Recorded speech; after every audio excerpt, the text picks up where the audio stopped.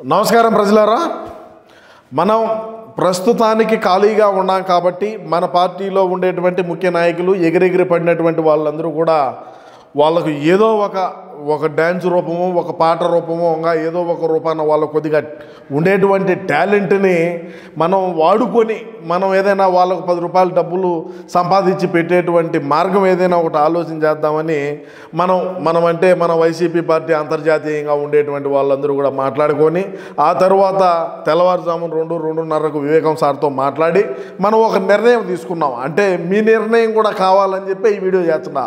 ఏంటంటే రాజారెడ్డి ఈవెంట్స్ అని ఒకటి పెట్టి ఆ ఈవెంట్స్లో మనం డ్యాన్స్ ప్రోగ్రాములు చేసుకుంటా అయినా బతకొచ్చు అని మనకు అవగాహన వచ్చింది కాబట్టి మనం ఆ డ్యాన్స్ ప్రోగ్రాంలు చేద్దామని అనుకుంటున్నాం. కానీ మీ అభిప్రాయాన్ని తెలియజేయాలి. ముందు మీరేమనుకుంటున్నారో కూడా అది కూడా కావాలి. కాబట్టి రాజారెడ్డి ఈవెంట్స్ అని పెడదామా, లేకంటే ఇంకా పేరు మార్చేమన్నా పీటర్సన్, జాన్సన్ కుక్కు ఇట్లా ఏమన్నా పేర్లు మార్చేమన్నా మనం పెడదామనేది మీ అమూల్యమైన అభిప్రాయాన్ని అయితే తప్పకుండా తెలియజేయండి. ఇకపోతే మనం మరి డ్యాన్స్ ప్రోగ్రాములకి ఎవరిని తీసుకురావాలా ఏమని అనుకుంటారేమో మీరు.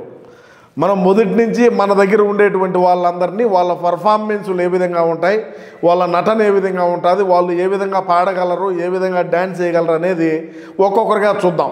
ముందుగా తిరుమల తిరుపతి దేవస్థానం దర్శనం టికెట్లు అమ్ముకొని కోట్ల రూపాయలు డబ్బులు పోగు చేసి పర్యాటక శాఖ అంటే నేను విదేశీ దేశాలు పర్యటనలు చేర్చే ఇదే పర్యాటక శాఖ అనుకొని ఈవిడే దేశాలు పర్యటనలు చేసి ఆడుదామాంధ్ర అనేటువంటి పేరుతో కోట్ల రూపాయలు స్కామ్ చేసి నాణ్యత లేనటువంటి పరికరాలను వాళ్ళకు అందించి మీరు సోమవారం వచ్చారా, మంగళవారం వచ్చారా, బుధవారం వచ్చారా అని చెప్పి తిరుమలకు దర్శనానికి దొడుకో మీ దర్శనాలు చేయించుకోవచ్చినటువంటి నాయకురాలు వాళ్ళ తమ్ముళ్ళు ఎవరైతే ఉన్నారో వాళ్ళు ఎర్రచందనాన్ని మన రాష్ట్రం నుంచి తమిళనాడు సరిహద్దులకు బార్డర్లు దాటించి కోట్లు సొమ్ము చేసుకున్నటువంటి ఒక అక్కగా, అదేవిధంగా కొడుకు ఏమడిగితే అది తీర్చేటువంటి ఒక తల్లిగా, అదేవిధంగా ఈ యొక్క దాన్ని ఏమంటారా, దాన్ని ఏదో మర్చిపోతామే, క్రీడాకారుల సన్మానం పేరుతో తన జబర్దస్తులో ఉండేటువంటి ఎవరైతే కమెడియన్లు ఉంటారో వాళ్ళని తీసుకొని పోయి వాళ్ళే క్రీడాకారులు అని చెప్పి వాళ్లకు సన్మానం చేసినటువంటి నటి నాయకురాలు ఆవిడే మన ఆర్కే రోజా గారు. ఆర్కే రోజా గారి డ్యాన్స్ ఏ విధంగా ఉండాలి, ఈమెకి మనం ఎన్ని మార్కులు ఇచ్చు అనేది మీరు చెప్పినారు అంటే ఇట్లా ఆర్కే రోజా అనే కాదు, వరుసగా మన పార్టీలో ఉండేటువంటి వాళ్ళందరూ కూడా వాళ్ళ డ్యాన్స్ పర్ఫార్మెన్స్లు ఉంటాయి.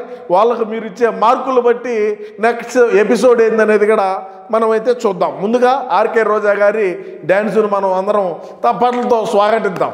క్లాప్స్ కొట్టండి.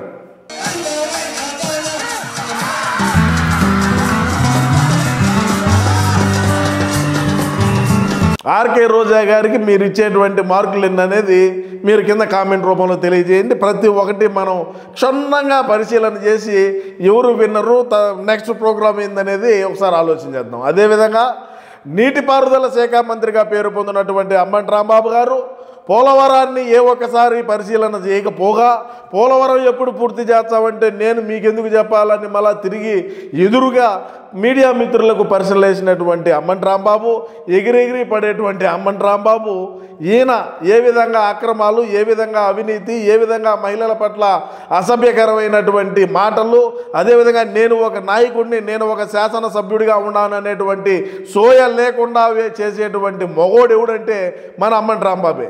ఈ అంబటి రాంబాబు ఏ విధమైనటువంటి డ్యాన్సులు వేసినాడో ఒకసారి చూసి ఆయనకు మీరు ఇచ్చే మార్కులు ఏందనేది కూడా ఒకసారి కామెంట్ రూపంలో తెలియజేయండి. అంబటి రాంబాబు గారి డ్యాన్స్ను కూడా ఒకసారి మనం చూద్దాం.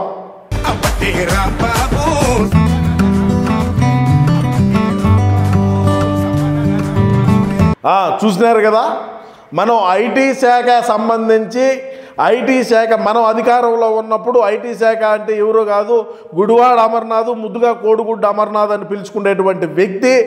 అదేవిధంగా దావోస్కు పోతే అక్కడ చలి ఎక్కువ ఉంటుంది, అక్కడ స్నానాలు చేయలేము. మనం దావోస్లో ఉండేటువంటి పెట్టుబడిదారులనే మనం ఇక్కడ మన వైజాగ్ తీసుకొని వచ్చి సమ్మిట్ పెడదామని రాష్ట్ర ప్రజాన్ని నమ్మించి, అదేవిధంగా గూడుల్స్, పానీపూరి, అదేవిధంగా బొబ్బట్లు, మామిడి తాండ్ర, పికిల్స్, బిర్యానీ స్పైసెస్, అదేవిధంగా స్పైసీ ఈ పొడులు, ఈ పరిశ్రమలన్నింటినీ లక్షల కోట్ల రూపాయలకు ఎంఓయూలు చేసుకొని మేము అధికారంలోకి రాగానే మేము వీటన్నిటికీ శంకుస్థాపనలు చేసి ఆ తర్వాత రాష్ట్ర ప్రజానికానికి మేము తినిపించామని చెప్పినటువంటి ఒక మహానుభావుడు, ఐటీ శాఖ అంటే ఏమాత్రం అవగాహన లేనటువంటి ఒక డెకాయిట్ ఆయనే మన గుడివాడ అమర్నాథ్. ఆ ముద్దుగా కోడిగుడ్డు అమర్నాథ్. మరి ఆ గుడ్డుగా పగిలిందో లేదో పక్కన పెడితే మరి ఈయన వేసినటువంటి డ్యాన్స్ను కూడా మీరు ఒకసారి చూసి మీరు ఆయనకి ఇచ్చేటువంటి మార్కులు అనేది మీరు ఒకసారి అభిప్రాయం కామెంట్లో తెలియజేయండి. ఒకసారి అమర్నాథ్ డ్యాన్స్ కూడా చూడండి.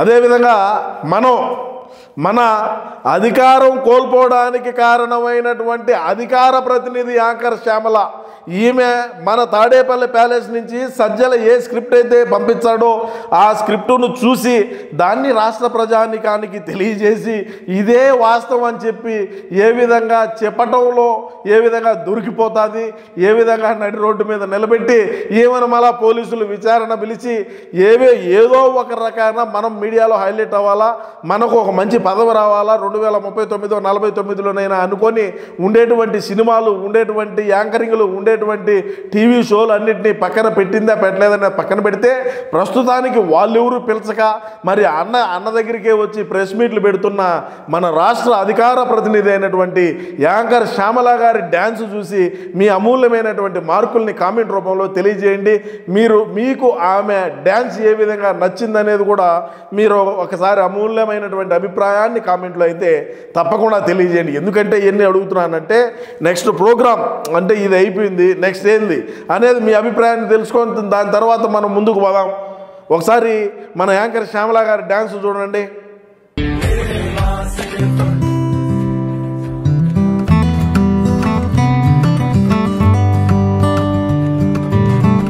అదేవిధంగా మన అన్న అధికారంలో ఉన్నప్పుడు పశువుల శాఖ మంత్రిగా పేరు పొందినటువంటి సీదిరి అప్పలరాజు ఎవడైతే ఉన్నాడో పశువులకు వేసేటువంటి ఇంజక్షన్లో కూడా కమిషన్లు దొబ్బి, పశువులకు వేసే సిరంజీల్లో కూడా కమిషన్లు దొబ్బి వాటిని నాసిరకమైనటువంటి వాళ్ళ దగ్గర కొనుగోలు చేసి ఈడుమలా ఎక్కువకు బిల్లులు రాసుకున్నటువంటి సీదిరి అప్పలరాజు మరి ముద్దుగా మనం నేపాల్ మొక్కపోడు అనుకుంటాం. గతంలో మనం అన్న ముఖ్యమంత్రి కాదు ప్రధానమంత్రిని చేయాలని చెప్పి మనం చేస్తున్నటువంటి పోరాటంలో నా మీద వాడి పాలేరుగాళ్లను వాళ్ళ చెంచాగాళ్లను ఏ విధమైనటువంటి పదజాలంతో నా మీదకి మళ్ళించినాడు కూడా అందరూ చూసినాడు. మరి ఈయనకు వైజాగ్లో విలాసవంతమైనటువంటి విల్లాలు ఎట్లొచ్చినాయో మరి ఈడేమన్నా కట్లు కొట్టి సంపాదించినాడా, ఎన్ని సూదులు వేసుంటే వీడికి ఎంత లెక్క వచ్చి ఉండాలా, ఏది విల్లా కట్టాలంటే ఏం సామాన్యమైన పని, ఈడ జోబీలో 100 రూపాయల కోసం వెతుకునేటువంటి పరిస్థితి. మరి ఆ సూదులమ్మి సూదులేసి కోట్ల రూపాయలు సంపాదించి పలాసలోను కాశీబుగ్గలోను అదేవిధంగా ఆ మండలాల్లో 4 మండలాల్లో అక్కడ ఉండేటువంటి పలాసకు సంబంధించినటువంటి మండలాల్లో వాళ్ళందరూ కూడా సీదిరి అప్పలరాజు ఆగడాల మీద సమగ్ర నివేదిక అని చెప్పి ఒక పుస్తకాన్ని రచించినటువంటి ఒక డెకాయిట్, ఒక బఫూన్ సీదిరి అప్పలరాజు నేపాల్ మొగపాయన వేసినటువంటి డ్యాన్సును కూడా మీరు ఒకసారి వీక్షించండి.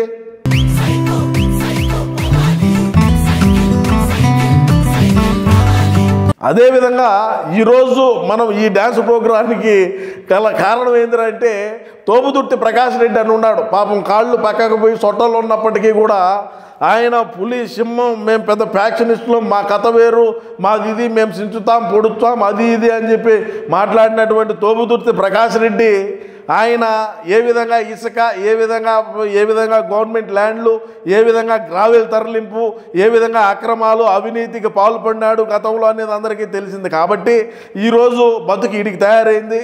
మరి అతనేసినటువంటి డ్యాన్స్ కూడా కాళ్ళు సొట్టలు ఉన్నప్పటికీ ఏ విధంగా డ్యాన్స్ చేశాడు, మరి అన్న మీద ఉండేటువంటి ప్రేమ లేకుండా ఉంటే రాజారెడ్డి ఈవెంట్స్ మీద ఉండేటువంటి అభిమానం అనేది తెలియకుండా బ్రహ్మాండంగా డ్యాన్స్ అయితే వేయడం జరిగింది.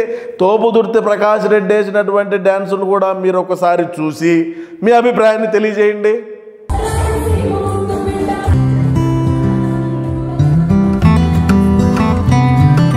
ఇకపోతే డాన్సర్లు అయిపోయినారు అంతే. ఉత్త డాన్సర్లేనా, మన వాళ్ళు పాటలు పాడేవాళ్ళు ఎవరు లేరా సీమరాజా అని మీరు అనుకోవచ్చు. తప్పకుండా ఉన్నారు అధ్యక్ష. మన దగ్గర లేని సరుక లేని సరుకంతా మన దగ్గరే ఉండే. అదేదో సినిమాలో చెప్పినట్టు ఎక్కడ లేని సరుకంతా మన దగ్గరే ఉన్నది. మరి ఆ సరుకులో భాగంగా కరణం ధర్మశ్రీ వదిలినాడు అసెంబ్లీలో ఒక పాట. ఆ పాటను మీరు ఒకసారి చూసి మీ అమూల్యమైన అభిప్రాయాన్ని తప్పకుండా కామెంట్లో తెలియజేయండి. బాగా వినండి. ఏమన్నా ఉంటే శవల్లో వైర్లు పెట్టుకొని బాగా విని ఆయన పాడేటువంటి పాటను చూస్తూ మీరు మీ అమూల్యమైన అభిప్రాయాన్ని తప్పకుండా కామెంట్ రూపంలో అయితే తెలియజేయండి.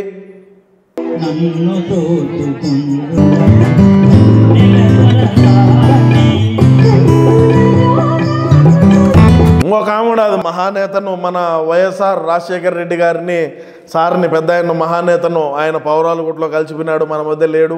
సరే, అదేవిధంగా చూసుకుంటే ఆయన లేని లోటు ఎప్పుడు తీరుచావు జగనన్న అని చెప్పి ఆవిడ ఒక బూచేపల్లి వెంగాయమ్మ అని ఆమె డైరెక్ట్గా స్టేజ్ మీద మాట్లాడుతూ ఆమె ఆ విధమైనటువంటి పాట పాడటం, ఆ పాటను మన జగనన్న విని తట్టుకోలేక నేరుగా పోయి ఆ వెంగాయమ్మ కొడుకునే పోయి పక్కకు రా అంటే రాలా ఆమె.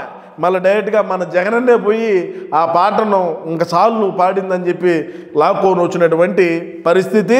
ఒకసారి ఆ వెంగాయమ్మ పాడినటువంటి పాటను ఒకసారి మీరు వినండి.